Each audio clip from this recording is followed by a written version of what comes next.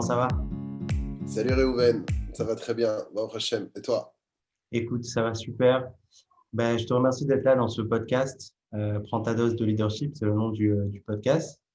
Ok. Et voilà, merci encore. Je voulais te présenter comme ça en quelques lignes. Tu me corriges si c'est pas bon. Donc toi, tu es un artiste qui dessine et qui peint. Tu as une sensibilité par rapport à la typographie. Tu t'inspires principalement des graffeurs. Et parallèlement, ça fait à peu près 20 ans que tu es dans le domaine du design, donc dans tout ce qui est web design, UX designer, tu fais aussi du branding, si je me trompe pas. Et Ouais. tu as aussi également, depuis un petit moment, tu es musicien, tu es beatmaker et rappeur. Donc voilà, on a parlé de toutes ces facettes de ta personnalité. Je voulais en savoir un peu plus sur l'homme qui est Shmouni finalement. Je pense avant tout un chassid du rabbi, un père de famille. C'est là mes priorités, on va dire, dans tout ce que je fais. Et c'est ce qui également m'inspire et me pousse dans ce que je fais dans mon métier, dans mon travail. Ouais, Tu as bien décrit le truc, dans le sens où Euh, je me suis intéressé à l'image et plus particulièrement à, au visuel, on va dire au branding, au visuel qu'on voit tous les jours, le marketing en fait, euh, au tout départ, au travers le graffiti, parce que c'était un art qui était complètement novateur, qui venait bousculer beaucoup de choses. Et c'est ça qui était pour moi source de projection. On imaginait pouvoir faire énormément de choses ouais, avec ce type de médium. Et donc, c'est grâce à ça que je me suis intéressé au graphisme très jeune. Vers 15-16 ans, j'ai été, grâce à Dieu, dirigé par un professeur bienveillant euh, qui m'a mis un ordinateur dans les mains et qui m'a dit, voilà, essaye de faire des choses avec ça. Et depuis j'ai pas lâché. Et pas seulement j'ai pas lâché, j'ai suivi l'évolution du système. Voilà, au travers toutes les techniques, etc. Et je te parle de ça, on est en 1996-95. c'était sur Donc, du photo. Tu as démarré sur du Photoshop. Excuse-moi, je te coupe. j'ai Tu as démarré démarré sur sur quel programme? Photoshop. Ouais. J'ai démarré sur Photoshop, Waouh, Photoshop version 2, je crois. J'ai démarré avec un logiciel de vecteur qui s'appelait CorelDRAW et waouh. un logiciel de mise en page qui s'appelait Quark Express, voilà, qui ressemble au nom de ton studio également. Et donc, voilà, ça s'est fait comme ça. Et puis, j'ai voulu en faire mon métier très, très rapidement. Donc, j'ai tout de suite bifurqué là-dessus.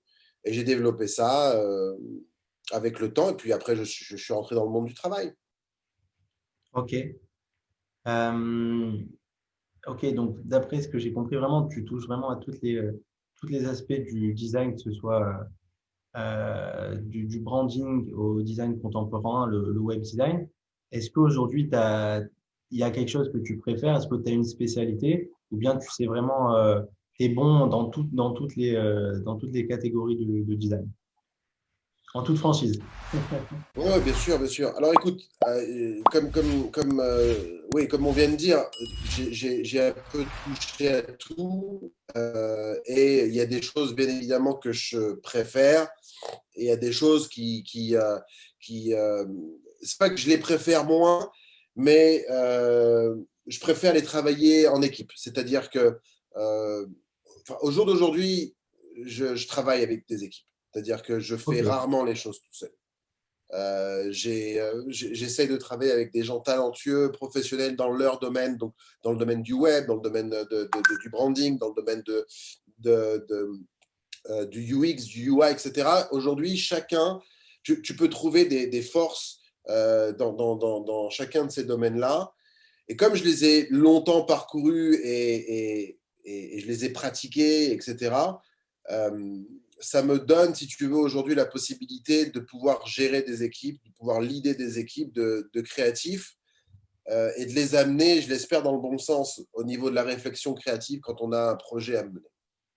Donc, j'aime tout. J'aime tout. J'ai bien évidemment je pense que ce que je préfère le plus, c'est le branding parce que le branding, c'est la naissance de quelque chose, d'une idée visuelle.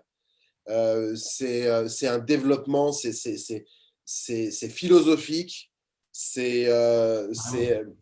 c'est social, il y a vraiment quelque chose de c'est ça qui m'a inspiré. C'est comme quand tu vois une publicité dans le métro et Ouais, quand tu vois un graffiti dans le métro, les deux, c'est du branding. Tu vois, il y en a un, c'était un graffeur qui cherchait à se faire connaître avec un style que personne n'avait, et l'autre, il cherche à vendre ses shampoings avec la meilleure punchline. Donc, c'est du branding, donc du marketing. Donc ça, ouais, le branding, c'est ce qui me plaît. Et puis, euh, enfin, faire du UI et développer des applications pour mobile, par exemple, j'en ai fait ouais, pendant longtemps.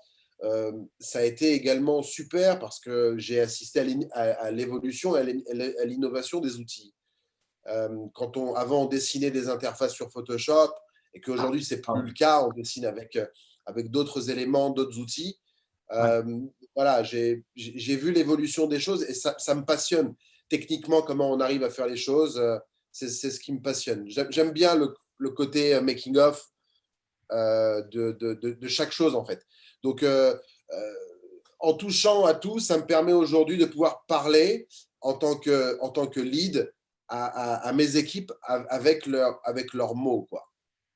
Ok. Je rebondis sur une chose que tu as dit. J'aimerais juste te poser une question. Est-ce que pour toi aujourd'hui, quand par exemple tu t'occupes d'un projet de branding, où est la part de la réflexion et la partie technique? Est-ce que c'est du 60-40? Est-ce que c'est t'orchester de la création, de la réflexion, pardon, t'as de l'inspiration, comment ça se passe? Écoute, c'est simple. Je pense que, voilà, moi, je travaille sur un branding en ce moment pour une future marque. Yes. Euh, Ça fait, on va dire, 3 semaines qu'on discute. Waouh. Ah, quand même. Oui, non, mais non, d'ailleurs, ça fait pas 3 semaines chaque jour. Je veux dire, ça fait 3 semaines qu'on se rencontre, qu'on a des rencontres, qu'on discute sur le pourquoi Ah ouais. de la whyology, Oh, j'aime beaucoup. sur le pourquoi je fais creuser le client sur sa propre idée.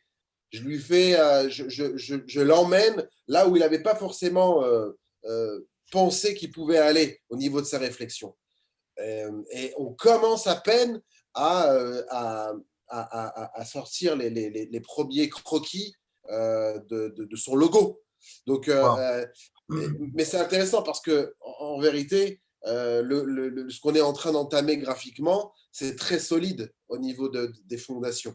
Donc, le client que j'accompagne, il est automatiquement très en phase avec le développement et il se l'accapare et automatiquement, il va être le meilleur ambassadeur. Ouais, c'est tellement vrai. Et bah écoute, je vais te dire sincèrement, moi j'ai pris une claque il n'y a pas très longtemps. Enfin, il y a quand même un petit moment sur les réseaux sociaux. Je suis tombé sur une créa à toi de Moonbase Art et sur la créa de Biggie, je crois, sur une paire de New York. Et voilà, Ouais. honnêtement, j'ai été complètement frappé sous le choc. Et voilà, je suis vraiment Waouh. plus curieux de savoir comment est né Moonbase Art et voilà, qu'est-ce qui t'a inspiré? Comment t'as eu l'idée? L'idée géniale voilà, de ces créations. Écoute, comment Moonbase est né, si tu veux, bon, je pense que c'est tout un cheminement, d'accord? C'est un cheminement euh, qui m'a fait, qui se base sur mes rêves Ah ouais, et sur mes passions d'enfant que je n'ai jamais mis de côté ni abandonné. Je pense avoir été très très fan de tout ce qui était de toutes les œuvres de Lucas ou de Spielberg et, quand j'étais gamin. Et j'ai toujours eu une espèce d'attirance euh, vers le monde extraterrestre, j'ai envie de dire, tu vois, mais au travers le 7e art et surtout au travers de ces artistes-là qui ont été Lucas et Spielberg dans leur manière de produire. Donc ça m'a jamais quitté. Si tu veux, quand je suis rentré à fond dans tout ce qui était design graphique, etc., et que j'ai fait ça pendant beaucoup d'années, euh, je me suis rendu compte à un moment que, waouh, est-ce que je suis vraiment en train de réaliser ce que j'aime vraiment au profond de moi-même, ou je suis juste en train de répondre constamment à des cahiers des charges où je suis, tu vois. J'étais en train de me dire, en tant qu'artiste, est-ce que je suis juste pas en train de me perdre, en fait? ouais, Même si, d'un point de vue tout à fait, on va dire, enfin, j'étais surtout pas en train de me perdre. Au contraire, j'étais en train de me stabiliser dans ma vie normale. Mon job, il avait un sens. Tu travailles, tu fais. Mais moi, à l'intérieur de moi-même, je voyais pas ça comme ça. Je me disais, mais bon, en fait, je ne fais que prendre des idées à droite, les mixer avec les idées de gauche. Je secoue le tout et puis on envoie ça tout droit, tu vois. ouais, Il y avait un côté qui me disait, mais à la finale, je m'ennuie un peu parce que je crée rien en fait. Je ne fais que transformer. Et puis, alors je crois que ce feeling-là, il est monté à un moment. Et après, c'est la vie, quoi. C'est-à-dire que je me suis retrouvé à, je me suis retrouvé avec mes gosses, avec mes gamins, pendant des vacances, ouais. à dessiner des formes aléatoires, en me disant que peut-être que je trouverais quelque chose. Et c'était complètement perdu d'avance, dans le sens où quand tu dessines 3 lignes qui n'ont pas de sens, comment tu peux te dire que tu peux bâtir quoi que ce soit? Mais en fin de compte, avec le temps et la persévérance et en alliant justement toutes les inspirations qui m'animent en règle générale, j'ai, je me suis mis de façon très frénétique à produire des dessins qui n'avaient, si tu veux, qui déstructuraient tout le système que j'avais monté en parallèle dans ma vie de designer. Intéressant. Je venais casser tous les codes que moi je m'impose ou que même je partage avec mes équipes, qui sont des principes fondamentaux pour avancer. J'ai voulu casser ça pour voir ce que ça donnait. J'ai voulu aller vers l'erreur, en fait. J'ai voulu aller vers le lâcher Ouais, prise. ouais, Et, et j'ai compris après, ça m'a dévoilé énormément de choses, en fait. J'ai compris que c'était au travers le lâcher prise et au travers l'erreur, au travers même le mal, entre guillemets, qu'on obtient des choses qu'on n'aurait pas pu obtenir autrement. Et j'ai rapidement fait le rapprochement avec la spiritualité. Parce que comme je t'ai dit au départ, je suis un chassid du Rabbi et je vis avec la chassidoute depuis 30 ans. Et c'est quelque chose qui ne me quitte pas. Et on est constamment en train d'étudier et de voir ce que cette chassidoute nous apporte. Et un jour, j'ai étudié comme ça dans une sikha du Rabbi ou dans un Mahamar du Rabbi précédent. ouais. Non, excuse-moi. C'était dans une sikha du Rabbi et dans le Mahamar du Rabbi précédent, il parlait du roi Mounbaz. Et c'est là que j'ai fait le rapprochement. Le Mhm. Rabbi il expliquait que la faute du premier homme, du fruit défendu, en fait, nous a amené dans une perspective, dans une logique du monde qui n'avait pas été prévue. C'est-à-dire que ce qui était prévu, c'est qu'on soit dans un monde parfait, et c'est tout. Mais étant donné qu'on a cassé ce moule, on s'est retrouvé face à un imprévu, à des imprévus, au libre arbitre en fait. On s'est retrouvé face à ce libre arbitre qui nous permet de choisir la droite ou la gauche, le bien, le mal, etc. Et donc de rendre notre vie totalement, si tu veux, customisée à notre manière de faire. Et on apprend aussi de ça, que en vérité, peu importe le choix qu'on va faire, tout est prévu en fait. Tout est prévu d'une certaine manière. Tout est prévu par Dieu à la base, même si on nous laisse la possibilité de faire. Ce qui veut dire que peu importe ce qu'on fait, en vérité, il y a du bien qui se cache derrière. Alors quand on fait le bien, c'est bien, mais quand on fait le moins bien, quand on se trompe, etc., on ne doit pas s'arrêter. On ne doit pas se dire, ah ben je me suis trompé, c'est fini. Non, au contraire, l'erreur nous permet d'entrevoir des portes qui n'auraient pas pu être entrouvertes sans cela. Et donc, c'était ça l'idée de dessiner sans donner de limites, sans donner de sens, Cadre. sans donner une raison, Ouais. sans donner tout ça pour casser un moule et aller vers quelque chose que je ne connais pas. Aller vers une œuvre qui est, pour moi, la première fois que je vois la représentation de ce dessin. Je ne l'avais jamais vu avant, personne ne l'avait jamais vu avant. On est dans une création pure de quelque chose qui n'existe pas. Alors, c'est un peu extraterrestre, ça peut ne vouloir rien dire dans un premier temps, mais c'est là que toi, spectateur, tu fais intervenir ton interprétation et tu te laisses aller à imaginer. Ce que moi, même pas en rêve, je peux savoir ce que toi tu imagines.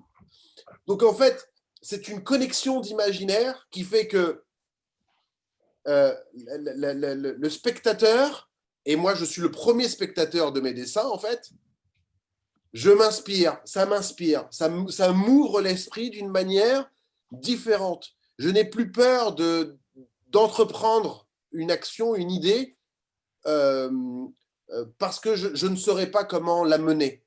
Non, entreprends-la et puis on voit comment les choses nous amènent. Et puis comme il n'y a jamais de mal au fond, dans la théorie des choses, donc automatiquement on se dirige.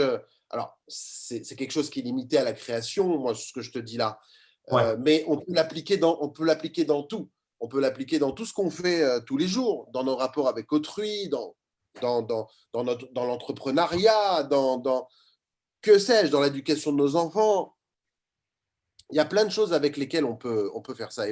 Et pourquoi je te dis ça? Parce que je pense arriver à un âge, j'ai dû prendre conscience de ce genre de choses, mais c'est arrivé comme un miracle. Hein.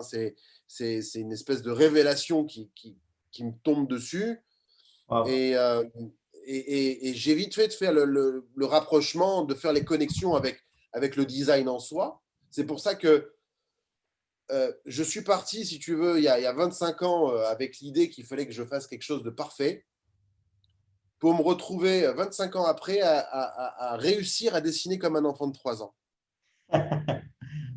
Parce que Ouais, joli. le Ouais. Biggie, c'est ça. Le Biggie, c'est un enfant de 3 ans qui s'exprime. Simplement, moi, après, je le mets dans des conditions, je conceptualise les choses autour pour que il y a un vrai impact et que toi, Réhouven, dans ton salon, quand tu vois Biggie comme ça, tu dis putain, c'est génial. Mais Carrément. euh, à la base, je déstructure tout pour aller vers quelque chose que je ne connais pas. Et Wow. je ne connaissais pas Incroyable. grand-chose à l'art, pour te dire très franchement. Euh, voilà, nous, comme je te dis, on connaissait que les graffitis, puis Et puis c'est tout. Le dimanche, j'allais pas au Louvre forcément, tu vois. Ouais. Et puis c'est en découvrant ce qui m'habitait que j'ai découvert également l'art du siècle dernier, les artistes du siècle dernier, surtout de l'art contemporain, mais pas de l'art contemporain d'aujourd'hui, plutôt pendant le XXe siècle en fait. Et voilà, j'ai retrouvé j'ai compris que j'étais en train de faire quelque chose qui allait dans cette lignée-là. Et donc, je m'y passionne, quoi. C'est-à-dire que je prends un plaisir fou à développer ce genre de choses chaque jour. Et ce qui me permet d'entreprendre un dialogue avec les gens avec qui je travaille également fort. Ok. Parce que on s'autorise plus de choses et on réussit mieux parce qu'il y a un dynamisme différent qui se met en place et ça rend la chose vachement fun. Et je pense que c'est ça ce que ça doit être un directeur artistique. Je pense qu'un DA, un directeur artistique, il doit apporter cette partie de folie. Et donc, voilà, c'est ce que j'essaye humblement de faire au travers le leading d'équipes de créatifs, hein, attention, de créatifs. Donc, des gens ils aiment ça, ils sont actifs dans ça. Et puis, je m'occupe aussi beaucoup de juniors, de designers juniors que j'essaye de mettre en selle, quoi, que j'essaye de mettre au parfum. Ok, d'accord. Et du coup, j'imagine que tout ce travail, que ce soit au sein d'entreprise ou pour Moonbase, ça demande énormément de créativité. Et j'aurais aimé savoir si du coup, euh, si déjà c'est facile d'être créatif tous les jours et s'il y a un conditionnement pour être justement créatif tout le temps. Comment ça se passe? Est-ce que c'est 100% spirituel, où tu l'as ou tu l'as pas, ou tu es un passionné ou tu l'as pas, ou bien il y a quelque chose qui se travaille, je sais pas, à travers peut-être la musique, à travers l'étude ou les fréquentations, je sais pas. Je te pose la Ouais, question. ouais, il y a quelque chose qui se travaille évidemment. Il y a quand même le premier jet, l'élan, le feu de départ qui, euh, qui est là et que tu comprends pas comment il est là. Par exemple, moi je sais que au tout départ de l'aventure Moonbase, je devais dessiner peut-être, je sais pas, une dizaine de dessins par jour, une dizaine de Moonbase par jour. Je t'ai dit, c'était Ouais, frénétique au point que j'ai 800 œuvres en noir et blanc originales sur papier, à l'encre, wow. là. Donc, j'ai bâti, je me suis bâti à l'intérieur un empire de fondation, si tu veux. Et puis après cette phase-là, si tu veux, elle disparaît un petit peu et elle laisse place au travail, à l'actuel travail. C'est-à-dire que quand on m'invite pour aller peindre sur un mur dans une start-up, Ouais, tu t'y vas pas les mains dans les poches en me disant je vais fermer les yeux et puis je vais faire le truc. On est d'accord. Donc ouais, tu as un processus créatif qui est à mettre en place, qui est long. Tu as des approbations à avoir avec ton client, etc. Mais l'entraînement que j'ai fait pendant des années, aujourd'hui, me permet, si tu veux, de euh, réceptionner le message de la personne avec qui je parle et automatiquement, de façon très logique, très mathématique, de reproduire ça avec la folie qui m'habite. Mais ça, pour ça, il faut avoir un solide entraînement. Parce qu'il y a des jours où tu n'as vraiment pas la pêche pour créer quoi que ce soit. Il faut que ouais. tu te bases sur ce que tu as créé auparavant et que tu développes petit à petit. Alors, évidemment, je pense que c'est comme pour tout, une vie saine où tu manges bien, tu fais du sport, tu dors tôt et tu fumes pas, je pense t'aiderait forcément à développer les choses encore mieux que ça. Mais moi, c'est pas du tout mon cas. je dors tard, je mange pas super bien, je pense, vu la qualité des falafels du centre-ville de Jérusalem et, euh, et, euh, Sans doute. et tout le reste. Donc, ça n'a pas forcément d'impact là-dessus, mais c'est vrai qu'il y a des moments où tu te dis, bah, comment je vais le faire, comment je vais réussir à… et en vérité, c'est ce qu'on se dit à chaque fois. Celui qui ne se dit pas comment je vais faire pour y arriver à lui sortir son identité et son branding, c'est un menteur. On est face à un vrai challenge, etc. Mais je pense qu'en alliant euh, un travail régulier sur ses passions, c'est-à-dire que quand tu aimes, tu comptes pas, par contre. Tu vois, moi, tu me demandes de faire des gribouillis et des cercles dans tous les sens, je t'en fais toute la nuit, toute la journée, etc. Donc, cet entraînement-là fait que quand j'arrive devant des challenges créatifs, dans lesquels on va devoir rendre des comptes et dans lesquels il va falloir vraiment être créatif, c'est une gymnastique. Et cette gymnastique-là, après, tu la mets au service de ce que tu veux. Il faut garder cette gymnastique-là, il faut constamment s'inspirer, être à l'affût de presque tout, pas pour, pas pour copier, hein, pas pour dire ah, je vais faire pareil que ça. Non, mais euh, il faut se rendre compte que le monde, comment il évolue, toi, tu dois évoluer en même temps. Tu dois, ton impact, il doit être également présent dans tout ce que tu fais.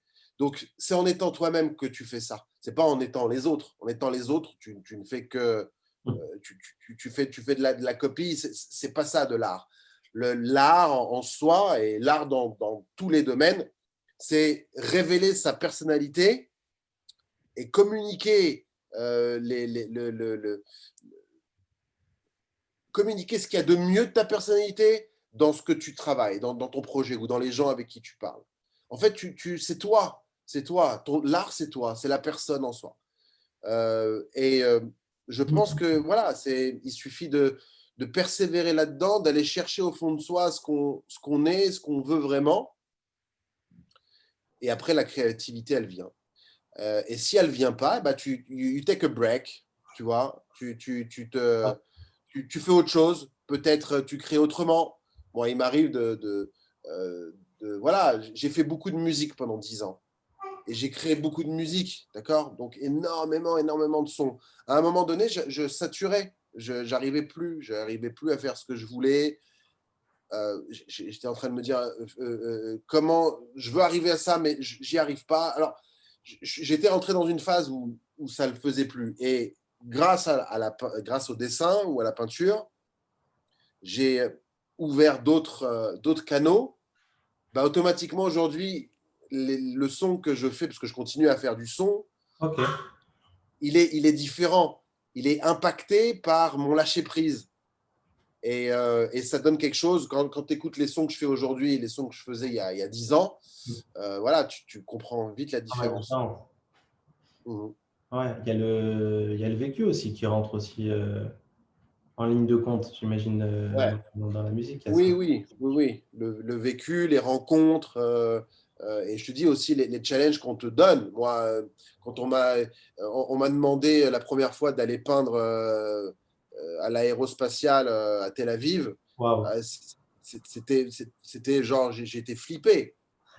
J'étais flippé parce que tu vois, c'est pas quelque chose que je fais tous les jours. Concrètement, je découvre, tu vois, je me découvre, je revis le truc. Et ben cette expérience-là en fait, tu sais, c'est comme quand tu passes le bac. Tu travailles très dur, tu crois que ça va être difficile, puis arriver au jour du bac, waouh, les questions sont faciles, tu arrives, bon, peut-être que tu rates ton bac, ou tu le réussis, mais je veux dire par là que la pression n'est pas la même que dans un bac blanc, en fait, au niveau de ce que tu lis dans les énoncés. Et ben, c'est un peu la même chose quand tu te retrouves à te lancer, à rencontrer des gens, à prendre des risques. Voilà, il faut prendre des risques. La première fois que je suis monté sur scène, j'avais 17 ou 18 ans. C'était dans un Waouh. concert de rap américain à, à Paris. Je pense que Incroyable. c'était Ça? c'était c'était dans une petite salle. J'ai oublié, c'est une salle qui a fermé. Dans quel Bon, quartier? j'ai oublié, c'est pas grave. Mais une toute petite salle, c'était un super groupe de rap qui s'appelait Compagnie Flow. Je sais pas si tu connais, mais bon, Non. le fer de lance de l'underground new-yorkais à ce Wow. moment-là. Ils étaient, il y avait les prémices de tout ce qui allait être après, c'est-à-dire le rap, le hip-hop tripant avec pas simplement des samples de soul, mais également des sonorités qui venaient de nulle part. C'était les premiers à faire ça. Donc, Wow. ça me parlait énormément. Bah, je suis monté sur scène à la fin de leur concert. Il y avait 250 000 KRA dans le truc. Je suis monté sur scène, j'ai pris le micro, je me souvenais plus de rien, j'étais tétanisé. Wow. Et j'ai vécu un moment d'une extrême solitude parce que je me suis fait, en plus de ça, je me suis fait arracher le micro Aïe. Aïe. tout de suite et je suis sorti de cette expérience-là. Aïe, quoi. Est-ce que je vais faire du rap? Je pense pas. Ou peut-être, ou oui, ou non. Concrètement, cette expérience-là, elle a été sauvage pour moi, mais en même temps, de l'avoir vécue, bah, ça y est, quoi. Elle est derrière moi. Elle est vécue. Et aujourd'hui, quand je monte sur scène, bah, j'en rigole un peu, tu vois. Parce que je sais qu'avec le travail, quand tu montes sur scène et que tu as travaillé 10 heures avant, il n'y a pas de problème. Tu vas le maîtriser, ton truc. Moi, je ne T'as savais zéro pas ce que track c'était de monter aujourd'hui? sur scène. T'as Comment? plus le track aujourd'hui, même pas 1% de stress? Non, si, bien sûr, Ah, t'as bien sûr. toujours. Toujours le track. Toujours le track. Toujours. Mais je pense que de n'importe quel Ouais. professionnel de, de, de, de, La musique? de la musique ou de ces métiers-là te dira que le track est au contraire quelque chose Le qui te couvert. pousse. Voilà. Donc oui, oui, bien sûr, toujours un sacré track, mais quand tu as bien travaillé, en fait, en amont, le track il disparaît vite sous l'euphorie et le kiff que tu as à jouer, quoi. Ouais, c'est ça.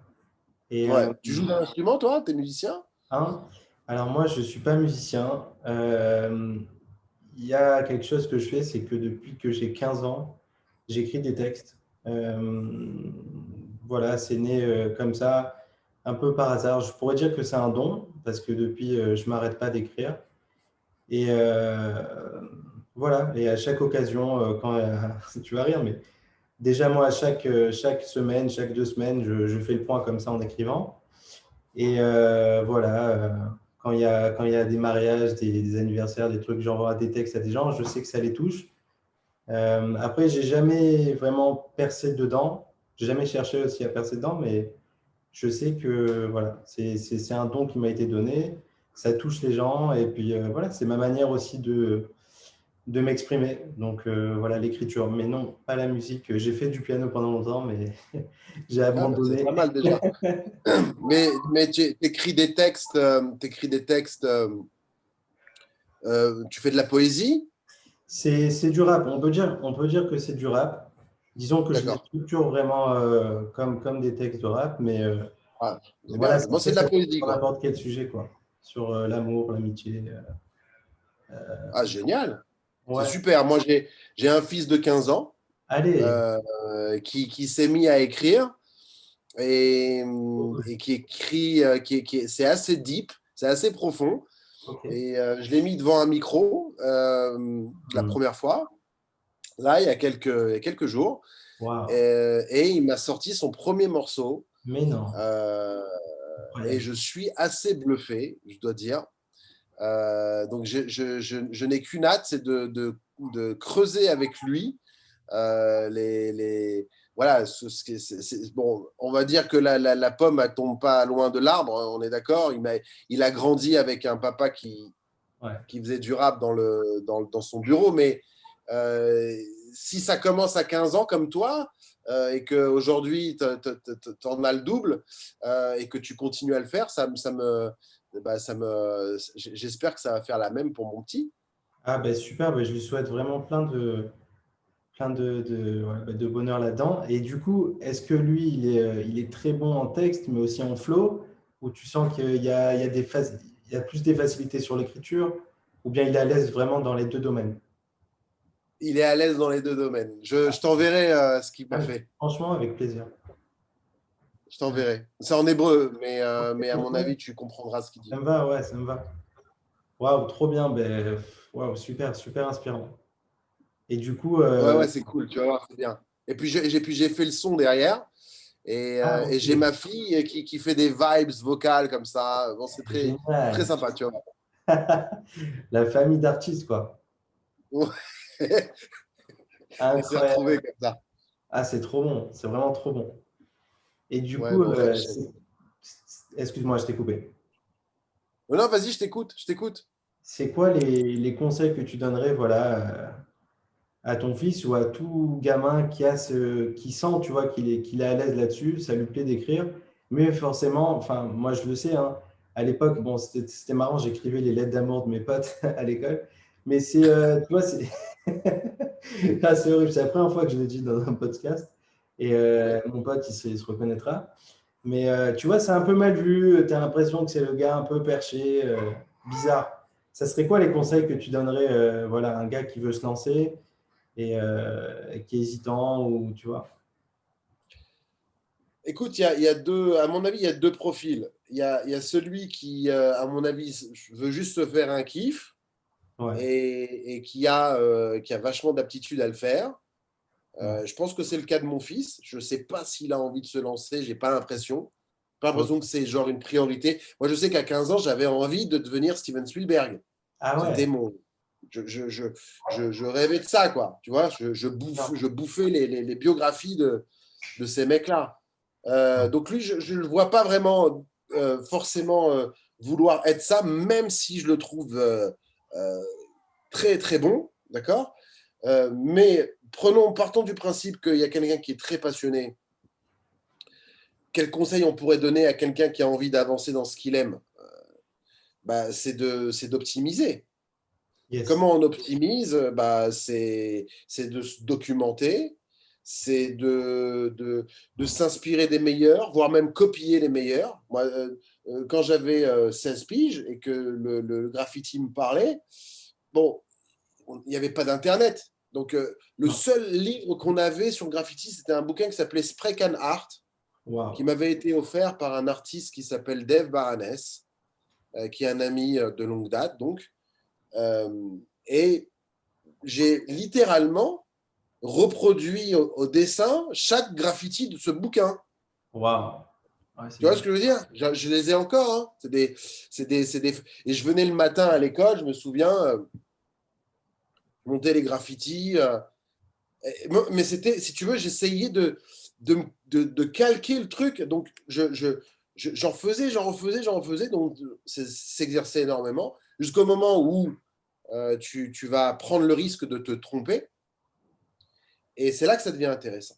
Parce que tu commences à quand tu te perds Ouais. dans ta création, bah, c'est là que tu te découvres et c'est là que tu fais émerger en toi ta véritable personnalité. Car encore une fois, personne ne se perd.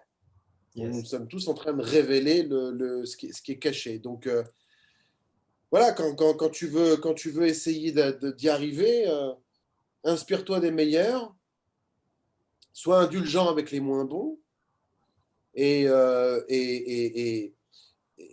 fais, recommence, recommence, recommence, jusqu'au moment où tu vas te tromper. Et quand tu vas te tromper, bah, c'est là que tu vas te découvrir. Exact, exact, ouais. Super, super intéressant. Et du coup, je peux te demander, c'était qui tes inspi au niveau du rap quand tu étais jeune, quand t'as démarré le rap? Oh, écoute, ça, c'est une question, tu penses bien, ça fait 15 ans qu'on me la pose et ça fait 15 ans que j'essaye de la préparer en amont. Ah, je l'ai jamais Le entendu. Ah, j'ai jamais le entendu truc, c'est. la réponse là-dessus. Non, c'est-à-dire que la liste, elle est tellement Ah ouais, longue ou exhaustive ou. euh, c'est vrai. je saurais pas te dire si c'est lui ou si c'est un autre. Ok. Euh, il y a des, je pense qu'il y a des rappeurs qui m'ont plus percuté que d'autres. Je le sais au nombre d'écoutes que j'ai fait de leur album. Mais il y a aussi des rappeurs, de par leur personnalité, qui m'ont aussi apporté beaucoup. Donc, lequel choisir? Je te dirais que d'un point de vue voilà, musique, ce qui m'a vraiment transcendé, habité, etc., en rap américain, on va dire, je dirais The Far Side, qui est un groupe, exceptionnel. Mais pas que, tu vois, autour de Far Side, il y a Cypress Hill, et il y a, il y a, et il y a, et il y a, et il y a ça, et il y a lui, il y a toute l'équipe de Snoop Dogg, et puis il y a aussi toute la côte Est avec Digable Planets, le Wu-Tang, enfin tout ce rap des années 80-90 new-yorkais. Donc ça, ouais, ça m'a beaucoup inspiré jusqu'à aujourd'hui d'ailleurs. Et en rap français, on va dire qu'un rappeur comme Fab Waouh. euh, a été pour moi révélateur de beaucoup voilà, Très d'envie puissant. d'écrire, très très puissant. Technique. Et voilà, il n'y a pas que lui, hein, il y en a une tonne. Il faudrait que je réfléchisse pendant une heure pour savoir exactement lequel a été celui que.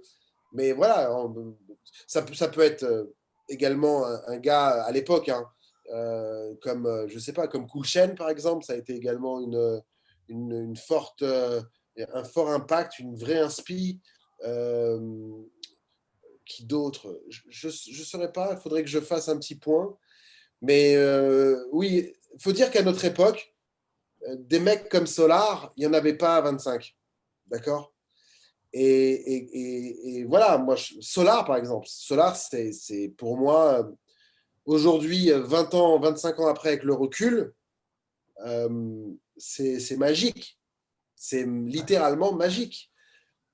Donc voilà, c'est ça. Après, j'aime écouter des choses plus légères, moins compliquées, ou plus, on va dire, plus barrées,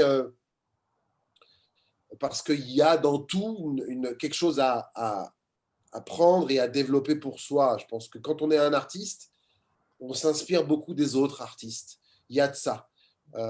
Des bons en tout cas, c'est-à-dire il y a ce côté, on a envie d'y être. En tout cas, dans la première partie de la vie d'un artiste. Et donc, quand j'étais gamin, effectivement, c'était nouveau, c'était novateur. Et le rap, le hip-hop et les rimeurs, quoi, les gens qui écrivaient des textes, c'était source d'énergie folle. Folle, folle, folle. Ouais, c'est fou. T'écoutes toujours du rap aujourd'hui ou un peu moins? Je veux dire du rap de la dernière, voilà, des 10 dernières années. T'écoutes ou pas du tout? Ouais, non, j'écoute, j'essaye. Enfin, aujourd'hui, il y a beaucoup, d'accord? On est Mm. dans une prolifération de tout ça, c'est énorme. Donc, je peux pas écouter tout, je peux pas connaître tout. Et il y a des choses que je ne m'autorise pas à connaître. Tu sais, il y a des choses sur lesquelles je ferme les yeux, quoi. C'est-à-dire que je Ouais. veux pas. On me dit c'est très bon, écoute, etc. Je ne veux pas, j'ai pas envie de me rajouter une autre référence dans la tête. Ouais. C'est bon. J'ai ce qu'il faut en termes de référence. Mais oui, j'ai écouté dernièrement l'œuvre entière, enfin surtout les deux premiers albums de Kendrick Lamar. Ouh. Euh, Wow. et C'est une là, bombe. j'ai dit, voilà, La ça claque. résume un peu tout ce que j'ai écouté ces 20 dernières années, mais réalisé, mixé, rappé comme il faut, quoi, tu vois. Tout était réuni. Ouais. Donc, ouais, quand tu tombes sur des perles pareilles, c'est juste incroyable. Mais il y a pas que ça, hein. C'est-à-dire qu'il y a, c'est la partie immergée de l'iceberg. Il y a tellement de choses en underground, il y a tellement de choses qui se fait chez les indépendants de qualité de fou, tu vois. Donc, donc voilà, mais oui, j'en écoute toujours, mais j'ai tendance à un petit peu toujours écouter mes vieilleries. C'est-à-dire que, enfin, quand je dis mes vieilleries, c'est-à-dire que j'aime bien écouter mes classiques, tu vois. Quand je veux me mettre un album de rap français, bah, je passe pas par quatre chemins, je me mets les sages poètes de la rue et, Wow. l'album Jusqu'à l'amour et je fais mon kiff comme en 99, tu vois. Wow. Ça serait un petit peu plus difficile de faire son kiff avec du rap français aujourd'hui en 2020, si tu vois ce que je veux dire. Ouais, complètement. Du coup, on a quelques années de différence. Et du coup, j'ai vécu dans la génération d'après. Et je voulais te demander peut-être en quelques mots si tu avais un petit avis sur les premiers albums de Lunatic. Pour moi, c'est une référence. Et je voulais savoir si toi, tu avais été influencé par ça, si tu écoutais ou pas du tout. Ah bah oui, ça serait mentir de dire non. Je pense Ok. qu'on a tous été influencés par le duo Booba Ali, parce que concrètement, quand ils ont sorti le Crimpé, euh, moi j'ai 17 ans, je suis dans la fleur de l'âge, tu vois ce que je veux dire? On achète ce CD, la compilation Hostile, il n'y a pas que dans la compilation. Ok. On prend la claque du siècle. Il y a toute l'écurie Time Bomb Ah, qui est tout autour et qui voit émerger pardon, les Oxmo et les X-Men.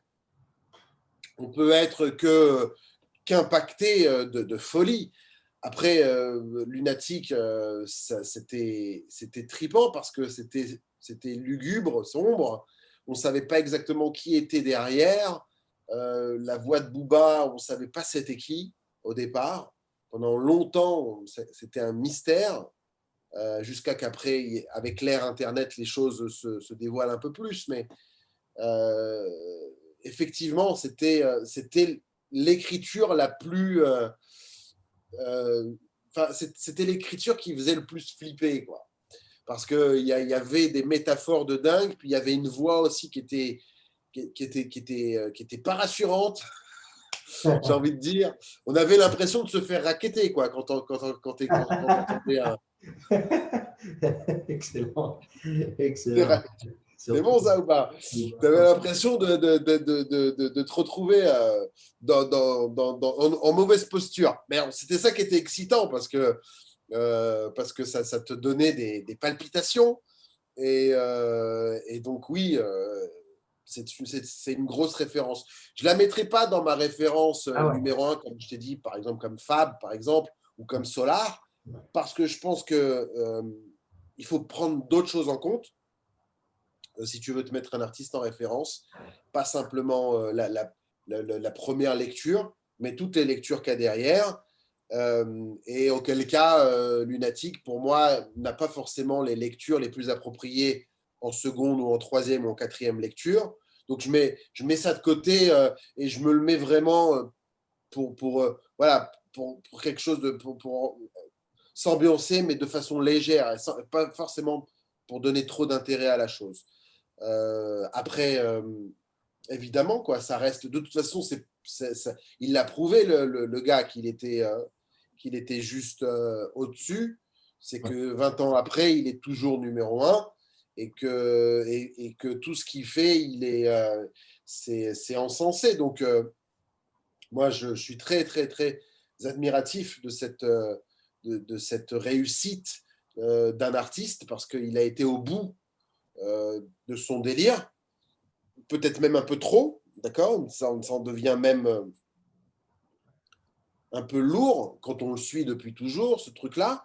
Mais voilà, moi, j'applaudis la persévérance parce que concrètement, c'est pas des idiots, hein, c'est des mecs qui savent très très bien ce qu'ils font et qui justement, c'est des artistes, c'est des gens qui ont des manières de faire,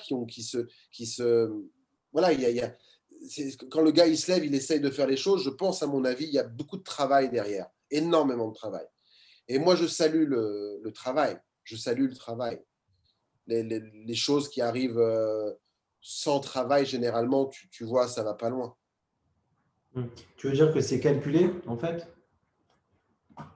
Toute sa Ah oui, com, tout ce qu'il entreprend, en fait, c'est vraiment hyper calculé, quoi. Il n'y a pas de hasard. bah, je sais pas, je suis pas dans la confidence, mais euh, pour que ça Après, fonctionne autant, je pense que c'est calculé. ouais.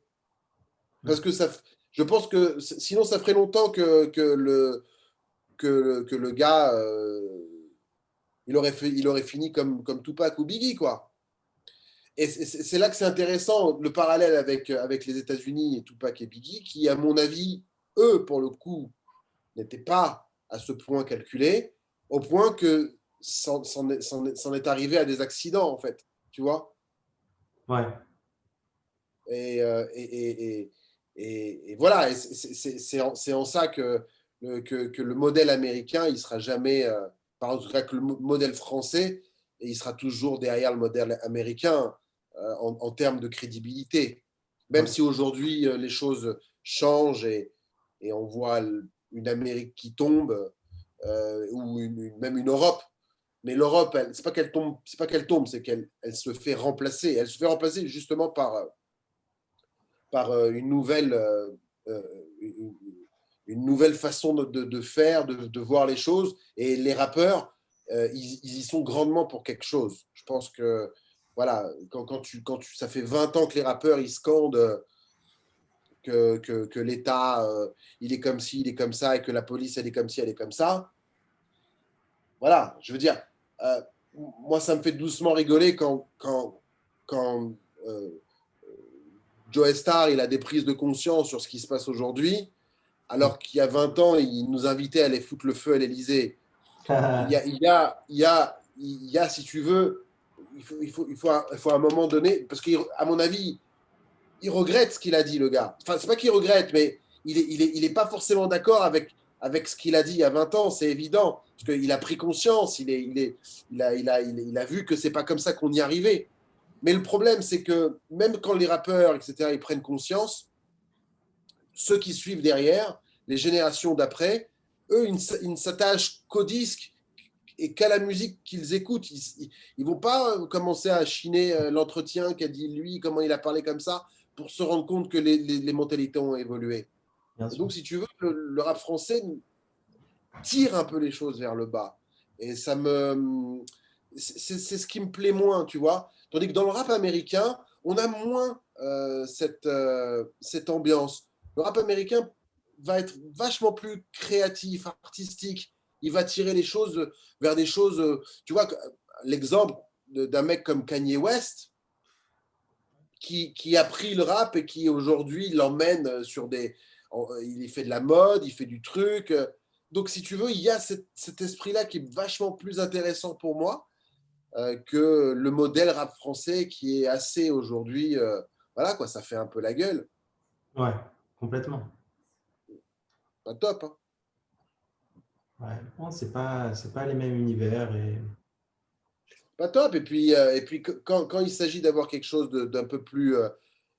D'un peu plus cool, alors on fait passer le truc pour quelque chose pour les gamins ou un truc qui est pas crédible. Donc voilà, c'est dommage, tu vois. Mais je pense que c'est propre aussi, c'est très français de mettre les gens dans des cases et de les critiquer quand ils essayent d'en sortir ou d'essayer de faire des choses. C'est pour ça que Dieu bénisse, Baruch Hashem, on a la chance d'habiter en Israël, parce que je pense que je serais resté en France, je pense pas que j'aurais évolué de la manière dont on ah vient ouais. de parler. Ah ouais, c'est sûr. Je pense que tu aurais été, comme tu dis, dans une case et tu aurais. Ah ouais, ouais, même pas en rêve. Ouais, C'était perdu d'avance. ouais, carrément. Je Et pense. hein, pardon? Je dis, je pense. Ah ouais, ouais, ok. Ouais, faut être reconnaissant aussi de se trouver ici. Ah ouais, complètement. On a une vraie chance, nous, le peuple juif, de pouvoir venir vivre dans un pays qui réunit autant de cultures, autant d'envie d'entreprendre, de construire. Je veux dire, il y a tout à faire.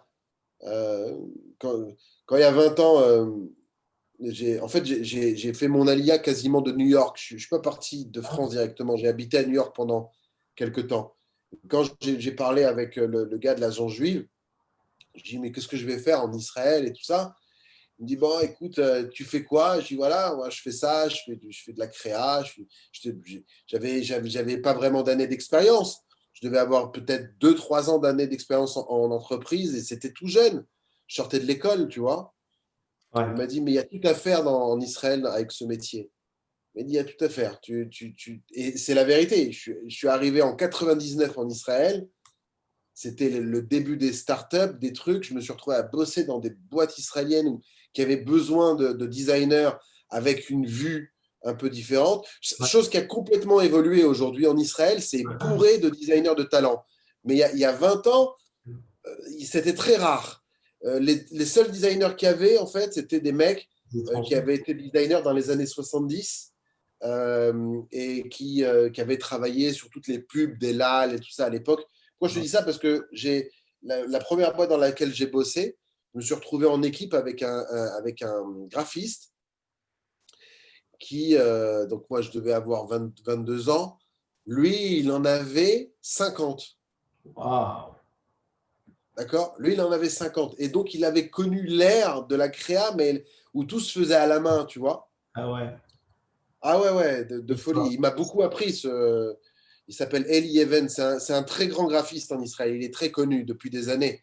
Il a fait beaucoup, beaucoup de grandes choses ici pour le pays. Et j'ai appris à ses côtés quand je suis arrivé en Israël pendant plusieurs mois. C'est resté un ami d'ailleurs.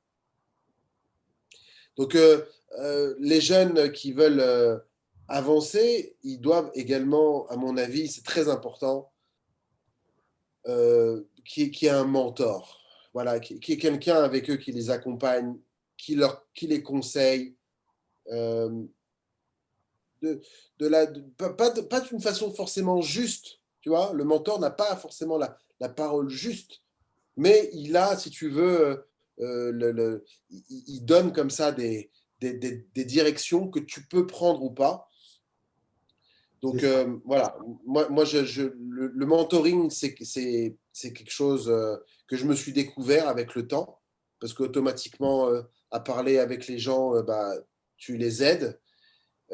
C'est aussi quelque chose que j'ai découvert pour moi-même, en ayant mes mentors également, euh, que ce soit en musique, que ce soit en créa, etc.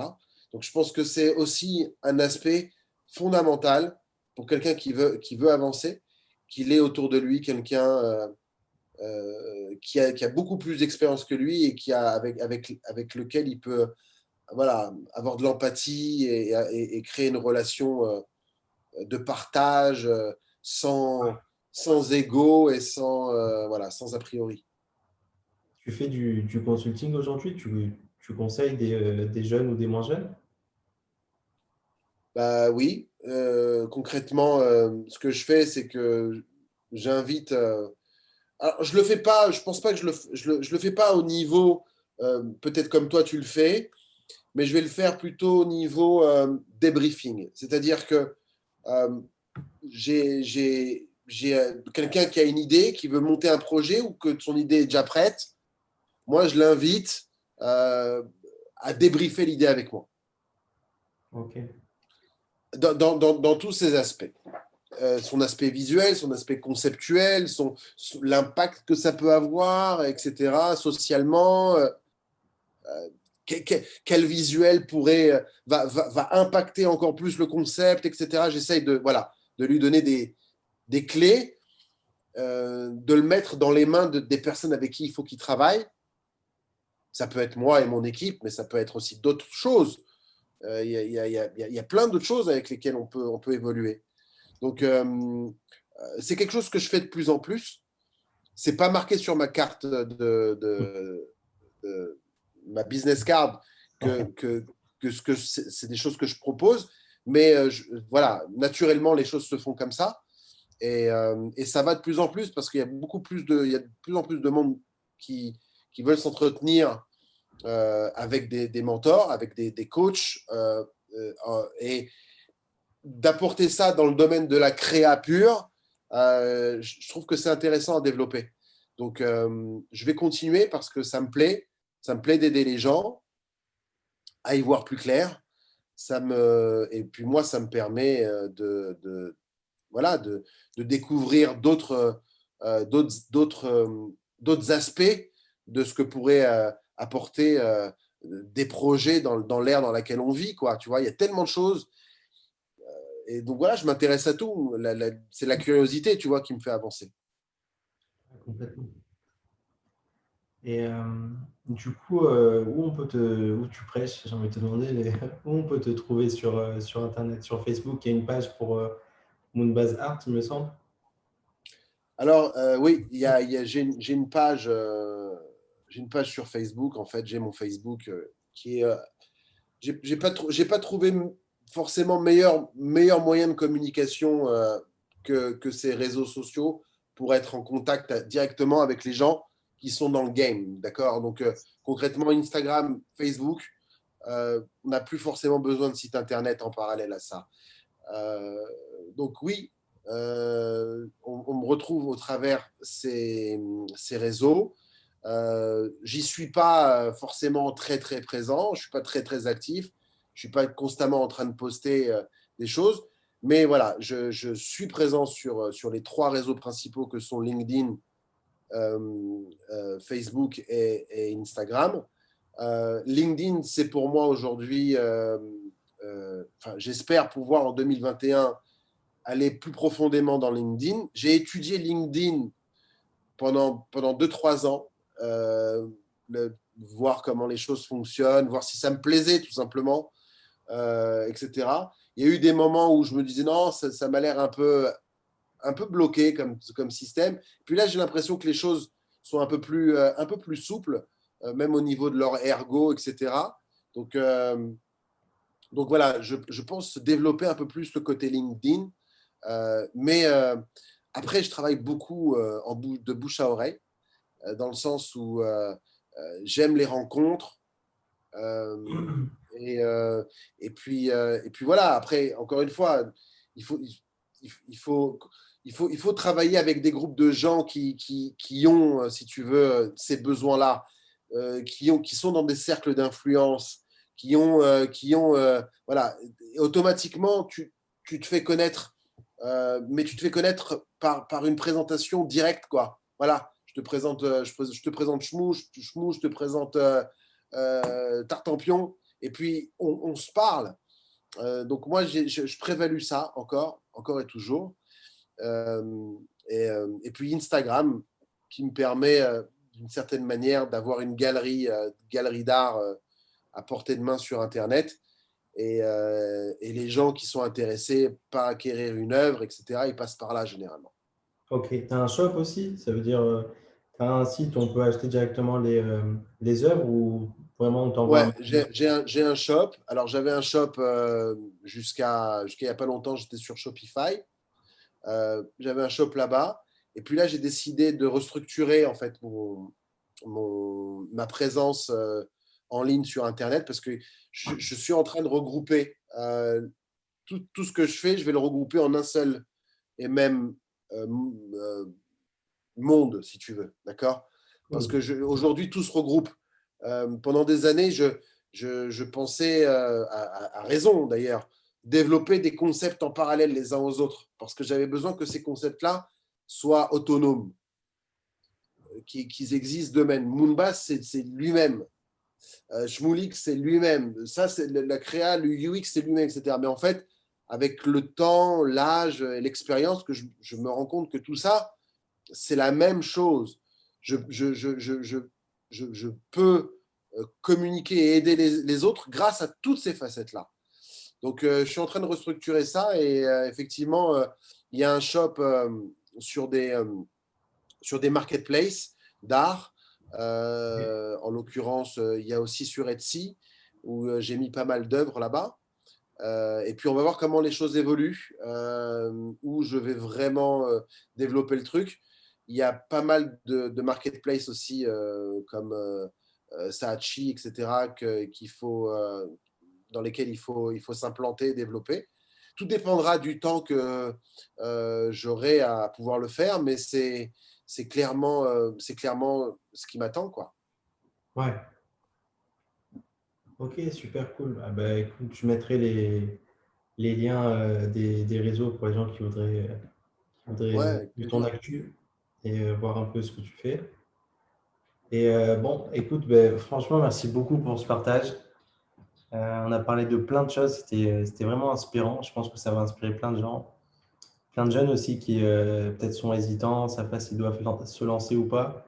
Il y a beaucoup de gens qui, surtout dans notre période, qui veulent se lancer, mais qui ont peur, machin, ils ne savent pas s'ils doivent prendre le risque et tout.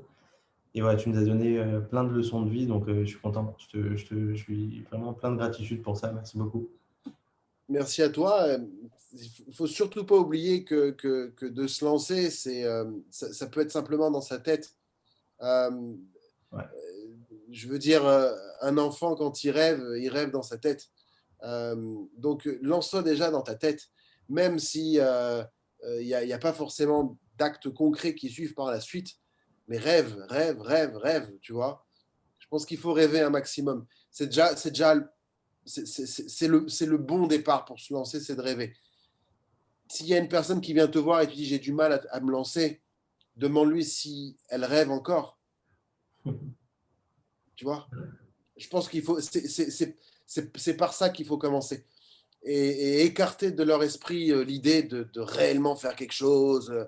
Non, dis-lui oublie tout ça. Tu sais quoi? Va ce soir, endors-toi et rêve. Et je pense qu'au travers ça, à force de rêver, bah, automatiquement, tu concrétises pas mal de choses après. Et tu les concrétises de la meilleure manière parce elles viennent de l'au-delà. Encore une fois, pour moi, la référence ultime, c'est Steven Spielberg ou même Lucas, mais bon, on va dire Spielberg. C'est des gens qui n'ont fait que rêver, qui n'ont fait que rêver avant de se lancer vraiment. Alors c'est vrai, ils se sont lancés, ça a été difficile, etc. Mais c'est le rêve qui est la base de tout. Donc s'il faut, si on, le conseil qu'on pourrait demander aux gens, qu'on pourrait conseiller aux gens qui n'arrivent pas, bah, c'est de tout arrêter, de vouloir, d'accord? Ok, tu n'y arrives pas, tu veux pas, ne fais pas, ne fais rien. Replie-toi sur toi-même. Ok, vas-y, c'est pas grave. Mais à l'intérieur de toi, bâtis-toi cet idéal. Et puis après, c'est évident que ça transperce. Ouais, très, très vrai ce que tu dis. Mais merci beaucoup encore une fois pour ce partage. Et voilà, j'espère qu'on se recaptera un de ces quatre. C'était vraiment un plaisir. Bah ouais, on essaiera de se choper en centre-ville de Jérusalem, un de ces quatre. On prendra un petit café.